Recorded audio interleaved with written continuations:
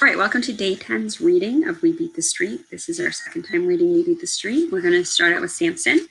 In the last one, we read about Samson breaking his foot. In this one, Samson is age 8. Samson and his friends, Will and Moody, headed to the barely paved parking lot at the Dayton Street projects. The lot was filled with weeds, sparse patches of grass, broken glass, and all kinds of debris. The boys played baseball for hours in that lot during hot summer days with the hopes of one day going pro. Samson knew it was a long shot, but it seemed to him that baseball might be his only escape from the ghetto. Samson lived across the street from the Dayton Street projects. Building 6, near where they were playing, was an 8-story building with broken elevators, abandoned apartments, and hallways that reeked with urine. Broken light bulbs decorated the halls, so the halls were always dark even in the daytime. Residents and visitors crept cautiously to their destinations, hoping no one would attack them. Drug dealers and buyers constantly hung out in the stairwells of the apartments, but they were so common the boys had learned to ignore them and play games in their shadow. The 3 boys took turns at the positions. One would pitch, one would play the outfield, and the third would bat. It wasn't Major League, but it filled up a summer afternoon. You missed that one by a mile, Samson laughed, as Will struck out during his turn at bat. That's because you can't pitch, Moody retorted. Their laughter was interrupted by an angry-looking man with a deep red scar across his cheek. He ran directly toward Samson. Give me that bat, the man demanded viciously. Moody and Will huddled close to Samson, ready to back him up if necessary. Samson knew better than to refuse, so without a word, he let the man, a neighborhood drug dealer known as the Bomb, snatch his bat. The Bomb marched over to the stairwell, cursed loudly at another man huddled there, and then proceeded to beat the man brutally with Samson's bat. The man in the stairwell, who probably had run out of money before he ran out of his need for drugs, cried out with fear and pain, and then was silent. The 3 boys, who somehow had lost their desire to play ball, headed down Dayton Street. They had seen it all before, and they knew they would see similar events again. It was the norm in the projects. Will spoke first. I guess that's just the way it is, man. I don't care, Samson said. I ain't never going to do drugs. What about selling them? Will asked. Easy money, Moody observed. All I know is I ain't never letting nobody beat me upside my head with no bat, Samson asserted. The 3 boys, already numb to the chaos that surrounded them, knew that staying out of trouble was a lot harder than just talking about it. It must be 90 degrees out here, man, Samson said as they walked down the street. SpongeBob always makes me thirsty, Moody said, wiping the sweat from his forehead. I wish I had an icy, Will said, licking his lips. Extra large, Samson added, frosty and cold. Let's go to Jack's and get us some ices, Will suggested. Jack's, the corner store that sold everything from beer to bubblegum, was a familiar hangout. You ain't got no money, man, Moody reminded him. I got an idea, Samson said. Will, you be the lookout and make sure the way is clear. Me and Moody will go in, get the ices, and just put them in our shorts. It'll be easy. Since the boys were often without money, this was not the first time they had targeted a local store for a free snack. We're going to jack us some ices from Jack's, Will chanted as the 3 friends ran down the street to the little store. Sitting near the front of the store were a few neighborhood bums, always begging for a quarter to help them with their next high. Inside, the store smelled of candy and bologna and wine. Samson loved this little store, and the owner, Jack, a large Hispanic man, would often give them pieces of candy when he was in a good mood. Today, however, the weather was oppressively hot, and Jack sat near the cash register, fanning himself. The icy freezer was on the other side of the store. The 3 boys entered, not with their usual noise and cheerful hellos, but silently, looking around and checking behind them, as if they were professional thieves. Jack said nothing and continued to fan himself, pretending to ignore the boys. Will stood by the door as planned, whistling. Samson and Moody tiptoed to the icy freezer and quickly filled 2 extra large cups of the cold, frosty drinks. Each boy then took a cup and stuffed it inside the front of his shorts. Walking slowly and awkwardly, Samson and Moody moved toward the door, sure they had succeeded in a difficult but well-planned robbery. The bulge from the ices was ridiculously noticeable to the children's summer shorts, but they were confident in their success. Just as they reached the door, Samson felt a thick hand on the back of his t-shirt. He looked back and saw Jack, large and looming and very angry, grab Moody as well. Will, who was supposed to be their lookout, saw what was happening and disappeared down the street in an instant. Jack, screaming and cursing at them, dragged Samson and Moody from the front door all the way to the back of the store. The icy fell out of Samson's clothes onto the floor. Samson screamed, I was going to pay for that, Jack. Come on, you know me. I come in here all the time. Jack ignored him, continued to drag the 2 boys through a storage room and out the back door to an area that Samson had never seen before. Samson and Moody screamed and prayed for their lives.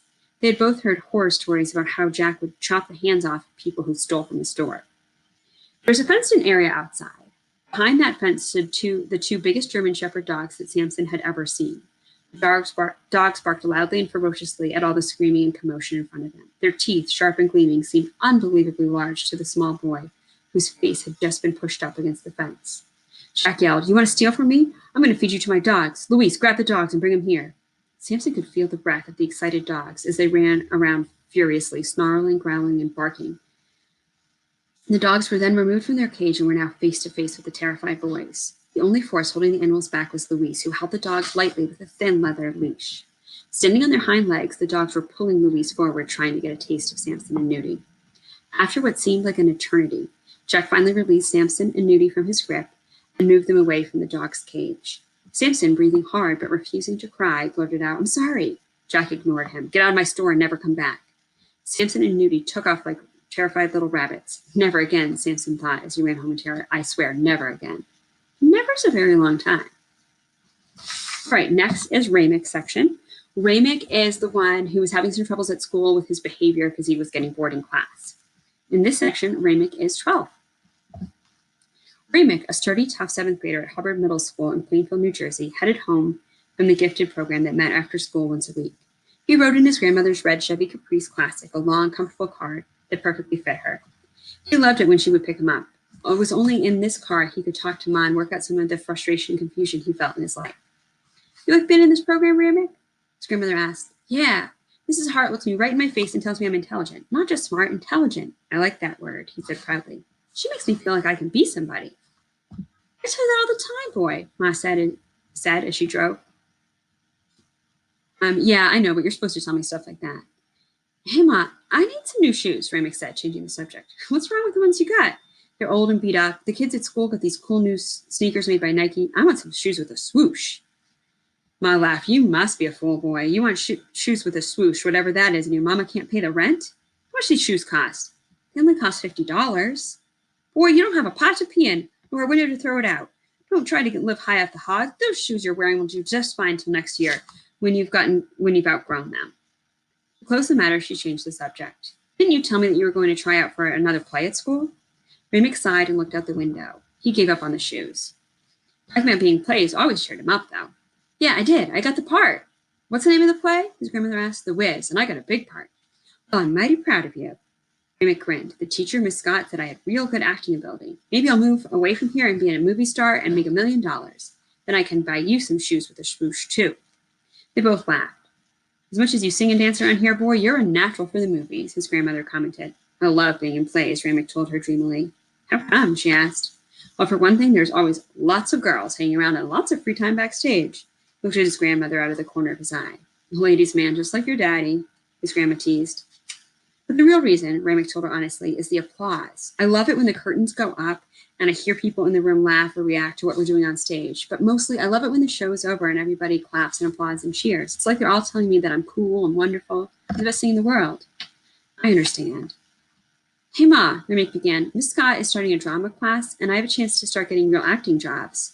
I know you said I couldn't get the shoes, but this is different. I need some photographs for a portfolio, so Miss Scott can send them out to producers and stuff." "How much you need?" $150, Ramek admitted. He waited while she sucked in her breath. "Goodness, child," she exclaimed. "I figured if you said yes to the shoes, I would say I didn't really want them and if you could help me get the pictures instead. That's an awful lot of money. You trying to play me, boy?" "No, ma'am," Ramek replied honestly. "The last day to pay for the fees for the pictures is tomorrow." "Why you wait till the last minute to ask?" Ramek lowered his head. "I knew it was more money than we got." The car rolled to a stop in front of the apartment where Ramek lived with his mother and his new baby sister. "I got my house payment here in my purse," Ma said slowly. "You know how proud I am to own that house, boy. But I suppose I can borrow from my cousins and stall the mortgage man a couple of days." Ramek looked at her with hope. "Would you do that for me?" he asked. "I might." "I'll do anything you ask." "You'll do that anyway," Mom replied with a chuckle. "You understand what a sacrifice this is, right?" "Oh, yes, ma'am." "I don't know. It sounds to me like it's some foolishness." "I promise to make you proud of me," Ramek said. Ma sighed again. "I know, boy. You come by the house in the morning and I'll give it to you. I believe in you, Ramek, and I want you to have the best." "Can't you just give it to me now? I've got to be at school really early tomorrow," Ramek said. "I love your mama, but I don't trust her." His grandmother explained. She's got demons that eat at her soul." "Promise," Ramek pleaded. "She won't even know I have it." His grandmother looked doubtful, but she reached in her pocketbook and pulled out a wad of money. "This is for your future, you hear?" She handed it to Ramek, who hugged her tightly. "Yes, ma'am. I love you, Ma. Thank you so much. I promise to make you proud of me." "I'm already proud of you, boy." Your mama is too, whether you know it or not. Don't screw this up. Yes, ma'am, Remick promised as she drove away. When Remick walked into his house, the first thing he noticed was the silence. The television and radio, which ran constantly, were quiet. His baby sister Mecca lay in her crib. His mother, smoking a cigarette, sat at the kitchen table. "We turned off the electricity," she said. "I see," Remick replied. "We've been through this before. It won't be so bad, and it's not very cold outside this time. I already spent my paycheck, and I got a refrigerator full of groceries that'll spoil," she told him bleakly. Remick remembered the good times when his mother had a well-paying job that she liked, when she laughed all the time, and when she took him to Disney World. Somehow things had changed since his little sister had been born. "When can you pay the bill?" Remick asked, thinking guiltily of the money in his pocket. "Today's Thursday. I doubt if I can get money together until Monday. It's a whole weekend with no electricity." She sighed, her eyes glazed and dull as she looked at her son. "What am I going to do?" "I don't know," Remick said uncomfortably. He knew his little sister needed milk. He couldn't let her go hungry while he pursued some impossible Hollywood dream. He shifted from one foot to another. "You got any money?" his mother asked. "No." He lied. "Where would I get any kind of money?" "You sure?" his mother asked. "You look to me like a Holden boy." Remick sighed. He knew he never would have another chance to get that portfolio photographs made, but he reached down into his pocket and slowly pulled out the $150. Reluctantly, he handed it to his mother. "You're the best," she said cheerfully. "Where'd you get this?" she then asked suspiciously. "You ain't selling drugs, are you? So I'll kick your butt if I find you're messing with drugs." Remick wanted to tell her that long ago he had sworn to himself that he would never ever get involved with drugs because he had seen what drugs could do to the people he knew and loved, what they were doing to her. But he just shook his head. "Ma gave it to me for some pictures at school," he said quietly. "I promise I'll pay you back, baby. Next week for sure." Remick walked away from her sadly. The next morning, the stove and refrigerator were not back on, but his mother had taken the food to a neighbor's house, so Mecca had cold milk, and her food was fresh. But Remick's money, as well as that opportunity, was gone. Okay, now we're at George. George was the one last time who went on a field trip with that nice teacher. In this section, he's 11. By the time he was 11, most of the kids in his class were taller than George. He wore his hair cut short, not instead of a big afro like many of the other boys. He made good grades, had a lot of friends, and walked with a lanky, confident gait. When he smiled, which was often, it was clear to everyone that the teeth in his mouth had grown a little like George had, cheerfully and with an independent spirit. They were seriously crooked. "Your dentist appointment is this afternoon," his mother reminded him. "I'll pick you up at noon." "I get to get out of school early? Cool," George replied. When they got to the dental clinic, George looked around with interest. Pictures and charts of teeth decorated the walls, along with pictures of smiling toothbrushes and toothpaste taking a bow. He'd been to the dentist before for cleaning and such, but this visit seemed different. While he and his mother waited their turn, George stood up and looked closely at the pictures of teeth from various angles. "Is this what my teeth will look like after I get my braces?" he asked his mom. "I don't know, son. I suppose." "Does it hurt?" "Again, I don't really know," she told him. "I've never had braces." "How will I eat corn on the cob?" His mother laughed. "You probably just won't." George heard his name being called then, and he walked back to the examining room. "First, we do x-rays," the technician explained, "so we can see your teeth and gums all the way down to the root system." "I got ya," George replied with a nod. "After that's done, the dentist will come in and examine your mouth." "Will I get my braces today?" "Not quite yet," the technician replied with a laugh. "Don't rush it. Most likely you'll be wearing braces for several years." George thought about that and wondered if braces would interfere with talking to girls. "Nah," he said to himself. "I'm so cool, braces won't even matter." After the x-rays, the dentist walked into the room with an air of casual confidence. He wore a white coat and carried a clipboard in his hand. "I'm Dr. Thomas," he said, shaking George's hand firmly. "Are you ready for this adventure?" George, not the least bit frightened or concerned, said, "Let's do it." The dentist took his time and showed George the x-rays, pointing out where his teeth were crowded and which teeth might need to be removed. "You're going to pull some of my teeth?" "Probably just two," the dentist replied. "You won't miss them, and your other teeth will thank me because they'll have room to breathe."